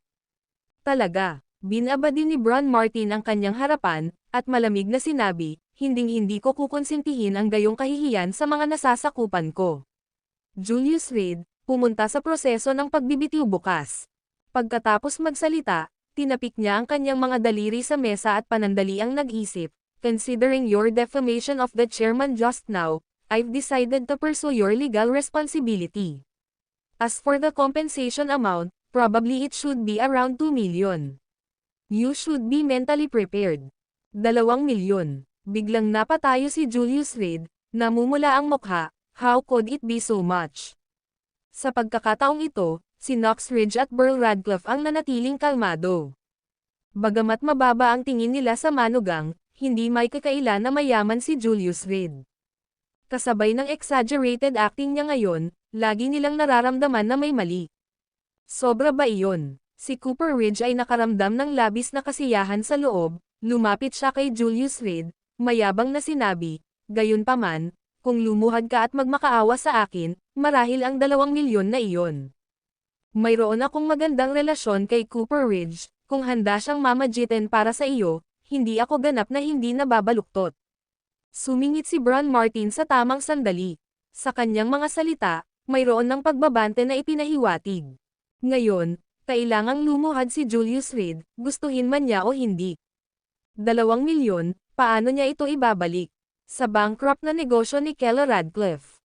Ang pag-iisip ng mag-asawa, ang isa bilang defaulter at ang isa ay nalulunod sa utang, ay tila nakakatuwa. Manager Martin, ikaw. Nauutol na sabi ni Julius Reed, natakot kay Bron Martin, paano ka naririto?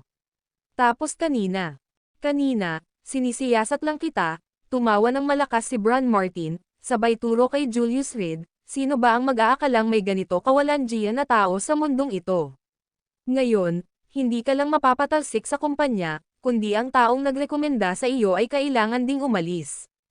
Sinasabi mo, biglang ngumiti si Julius Reed, huwag mo akong sisihin sa hindi kita babala, pero hindi mo kayang makipagkulitan sa taong nagrekomenda sa akin. Upang mapadali ang kanyang sariling pagpasok at paglabas sa Five State International, direktang binigyan ni Itay Huntington si Julius Reed ng posisyon sa seguridad. Sa ganitong paraan, hindi na niya kailangang magrehistro o mag-swipe ng card, at maaaring dumiretso siya upang makita siya. Sa pamamagitan ng pagsasabi ng kanyang ginawa, mahalagang sinusubukan ni Bron Martin na itulak palabas si Itay Huntington. Interesting. Sinasabi ko na, ngayon, kahit si Jesus ay hindi ka mailigtas. Ang pagmamataas ay nakasulat sa buong mukha ni Bron Martin, pagkatapos ng lahat, siya ang pinuno ng departamento ng pangkalahatang gawain na may malaking kapangyarihan sa kanyang mga kamay. Creak. Sa sandaling iyon, muling itinulak ang pinto sa pribadong silid. Isang matipunong lalaki ang pumasok nang hindi man lang kumakatok.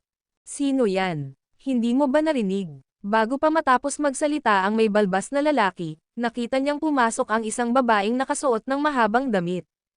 Markang paywa. Ang babae ay may bitbit na puting handbag na nagkakahalaga ng higit sa 1 milyon, ang kanyang mga labi ay pinahiren ng isang matingkad na pulang kolorete. Ang kanyang mahahabang binti na may kasamang makapal na figure ay natigilan sa lahat ng lalaki sa silid. Ganap na pagiging perpekto. Chay, Chairman Huntington, paano ka nakarating dito? Bumilis ang tibok ng puso ni Bron Martin nang makita ang babae. Sa sandaling iyon, naalala niya ang sinabi ni Julius Reed at talagang natakot siya. Ngunit muli niyang naisip, maimbitahan kaya ng isang security guard si Itay Huntington.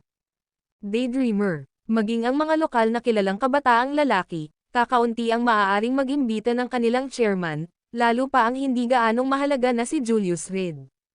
Nagkataon lang talaga, dahil doon, nakahinga siya ng maluwag at mabilis na humakbang para salubungin siya. Si Itay Huntington ay mapagpasyahan at hindi isang taong kaya niyang masaktan. Ang ibang mga tao sa silid, nang marinig na ang bagong dating ay si Itay Huntington, isa-isa ring tumayo at pumila para salubungin siya. Ang reputasyon ng isang tao ay nagbigay ng mahabang anino. Kamakailan lamang, sa pagsasama ng Gonzales City Business Alliance, naging napaka-prominent ni Itay Huntington. Maaaring hindi kilala ng maraming tao si Ovidio Coco Aaron Jackson, ngunit walang sino man ang hindi nakakakilala kay Itay Huntington. Pagpasok pa lang niya sa silid at nakita ang napakaraming tao, natarante rin si Itay Huntington. At saka, nandito rin talaga si Kela Radcliffe. Paano ang dapat na petsa? Siya ay nagbihis ng maingat para sa wala. Tila may iba pang dahilan para sa lahat ng ito. Bron Martin, anong ginagawa mo dito? Si Itay Huntington ay nakatayo sa pintuan, nagtatanong na may mabagsik na mukha. Ito ang sitwasyon. Sa takot sa kanyang tanong, nabalot ng malamig na pawis ang noo ni Bron Martin, dali-dali niyang ipinaliwanag, may lumitaw na salot sa aming kumpanya, at ang pagsunod sa diwa ng iyong mga tagubilin, na hindi maling akusahan ang isang mabuting tao o palayain ang isang masamang tao, ako mismo ay pumunta upang mag-imbestiga. Itinuro niya si Julius Reed, nanginginig sa galit, itong security guard, talagang ginamit niya ang pangalan ng kumpanya para manloko at manloloko sa labas, ganap na sinisira ang imahe ng aming negosyo. Siya, nang makita ang inosenteng si Julius Reed, nakaramdam si Itay Huntington ng matinding kawalan ng kakayahan. Sa katunayan, ang isang baboy ay hindi kailanman aakyat sa isang puno. So, inimbitahan ba siya ni Julius Reed dito just to play along with his act? Kalimutan mo na ito, baka makita mo ito hanggang sa huli dahil nandito ako. Dahil nakarating na ako sa lahat ng paraan, gawin natin ang bahagi. Oo, siya iyon. Nang makitang nagulat si Itay Huntington, nakaramdam ng labis na kagalakan si Bron Martin, ito na ang pagkakataon niyang sumikat. Pagkatapos kong matanggap ang ulat, nagpa siya akong personal na imbestigahan ang security guard na ito. Ang resulta ay katulad ng sinabi ni Cooper Ridge, iyon ay, isang batang talento mula sa aming grupo. Ang taong ito ay nag-claim pa ng maling. Natigilan siya nang matapos ang kanyang pangungusap. Maling inangkin ano, idiniin ni Itay Huntington, na may seryosong mukha, huwag magpatalo kapag nagsasalita ka. Sabi niya kilala ka niya. Habang nagsasalita si Bron Martin, mas lalo siyang kinabahan. Isang kirot ang dumaan sa puso ni Itay Huntington.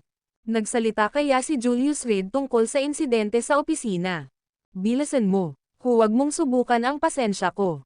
Seryosong tanong ni Itay Huntington. Sabi niya kilala ka niya. Pagkatapos magsalita ni Bron Martin, lihim siyang natuwa, Julius Reed ay tapos na sa ngayon.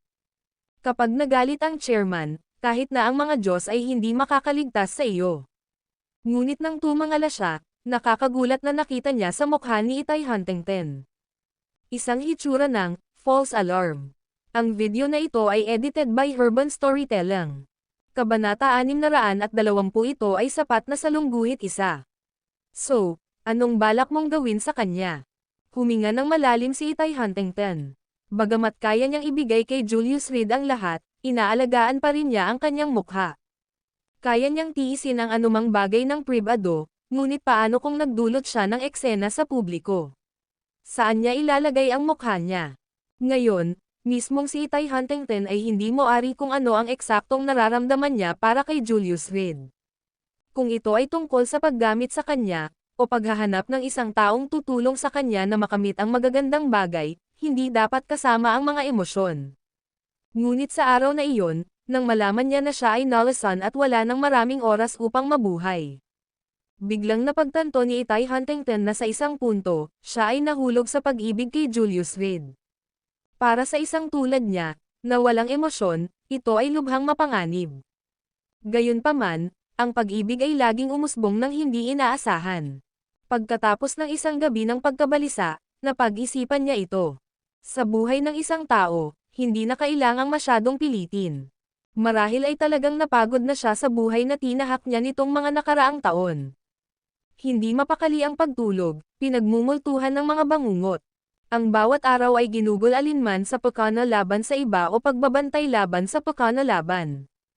Chairman, ang ganitong uri ng maling gawain, kung itatago sa kumpanya, ay magkakaroon ng masamang epekto sa atin. Napagpasyahan kong formal na tanggalin siya bukas, sabi ni Bron Martin na may matuwid na galit.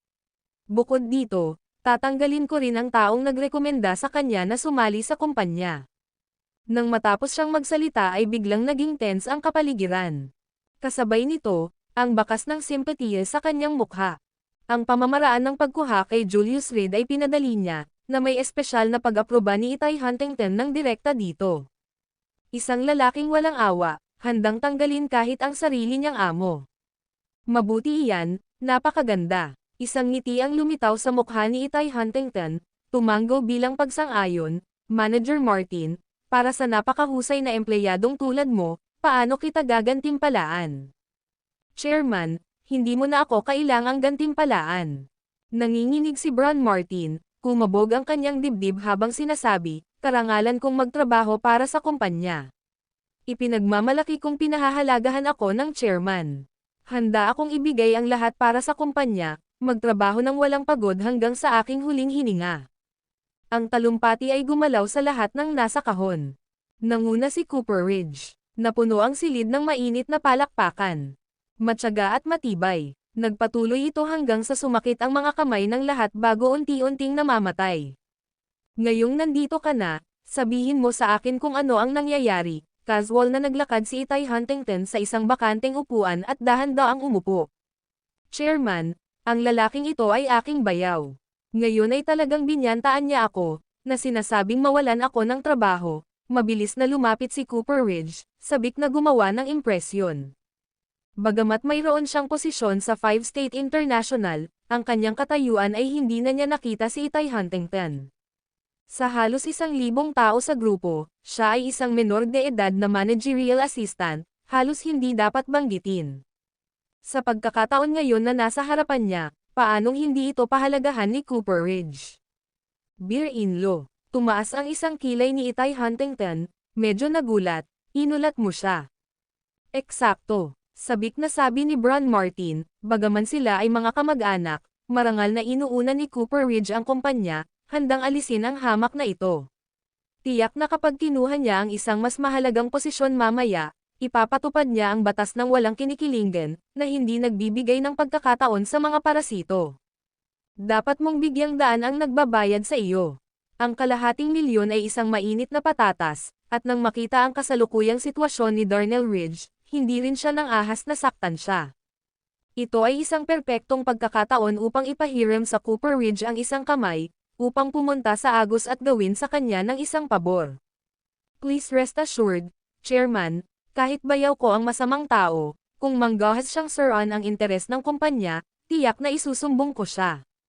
Nagalit si Cooper Ridge, ang kanyang mapupungay na mga mata ay hindi nagpapakita ng pagtitiis kahit isang maliit na alikabok. Ngayon curious ako, si Itay Huntington, na nakahawak sa kanyang noo gamit ang kanyang kamay, ay nagmuni-muni sandali, paano niya ba talaga sinira ang karangalan ng kumpanya? Tagapangulo, nang simulan ni Cooper Ridge na talakayin ang bagay na ito, agad na sumigla ang kanyang espiritu. Lumiwanag sa kanyang mukha ang pananabik, narinig ng batang ito ngayon na empleyado ako ng aming kumpanya at talagang binyantaan niya ako, na sinasabing ipapawalan niya ang lahat sa akin. Sa mas malapit na pagtatanong, nalaman kong siya ay isang security guard ng aming kumpanya. Habang binibigkas niya ang mga salitang, security guard, napuno ng pang-aalipusta ang mga mata ni Cooper Ridge. Nang makita ang kilos na ito, napakunot ang noo ni Itay Huntington. Mga kabataan, masyadong mapusok. Exactly, Chairman, this scum, I don't know through what connections he got into the company, he even bypassed me directly. Wait until I thoroughly investigated, I'll kick him and whoever refer him out together. Tumunog si Bron Martin mula sa gilid. Bilang pangkalahatang tagapamahala ng administrasyon, kailangang dumaan sa kanya ang mga ordinaryong kawani sa mababang antas para sa mga formalidad. At gayon pa man nalampasan siya ng batang ito, tiyak na may humila ng ilang mga string ng palihim. At ang pinakakinaiinisan ni Itay Huntington ay ang mga taong sinamantala ang pampublikong opisina para sa pribadong pakinabang. Ang paglalantad sa puppet master sa likod ng mga eksena ay isa pang magandang tagumpay para sa kanya. Napakagaling. Tumango si Itay Huntington bilang pagsang-ayon at tumayo para tingnan ang Cooper Ridge, Dahil lang sa isang pangungusap na ito, paano nasira ang imahe ng kumpanya. At para talagang guluhin si Manager Martin na pumunta ng personal. Chairman, isang security guard lang ang naglakas loob na takutin ako, isang manager's assistant, iyan ay nagpapakita kung gaano siya kaayla hilakbot. Nakipagtalo si Cooper Ridge sa isang pakiramdam ng pagiging matuwid sa sarili. Samantala, naramdaman na ni Bron Martin na may mali at hindi niya maiwasang manginig. Paano kung hindi siya nagkamali? Biglang nagsalita si Itay Huntington. Agad na tumahimik ang kwarto. Siya, may karapatan. Sa ilalim ng gulat na titig ng lahat, walang pakialam na sinabi ni Itay Huntington, Bron Martin, Cooper, di bale, pumunta kayong dalawa at mangolekta ng kalahating taon na sweldo bukas at pagkatapos ay umalis sa 5-State International. Huwag mo na akong makitang muli. Chairman, bakit? Napaluhod si Bron Martin sa isang kumakatok, na nagsusumamo sa gulat, noon pa man ay nasa puso ko ang pinakamabuting interes ng kumpanya at hindi kailanman gumawa ng anumang bagay na makakasira sa kumpanya. Kapag na-dismiss mula sa 5-State International, wala na siyang matitirahan sa Gonzales City. Noong nakaraan, maaaring may ilang makapangyarihang kumpanya na handang kunin siya. Pero ngayon, dahil nabuo na ang Commercial Alliance, sinong kumpanya ang maglalakas loob na kanlungan ang sinumang itinaboy ng chairman ng Commercial Alliance? Hindi ba't laban iyon sa chairman? Ngayon, na may taunang sweldo na mahigit 700,000, si Bron Martin ay may disenteng kita sa Gonzales City. Bukod dito, ang kanyang mga pautang sa kotse at mortgage ay nangangailangan ng 10,000 sa isang buwan, kung walang kita, siya ay nasa matinding kahirapan. Chairman, bakit? Echoed Cooper Ridge, parehong shell-shocked.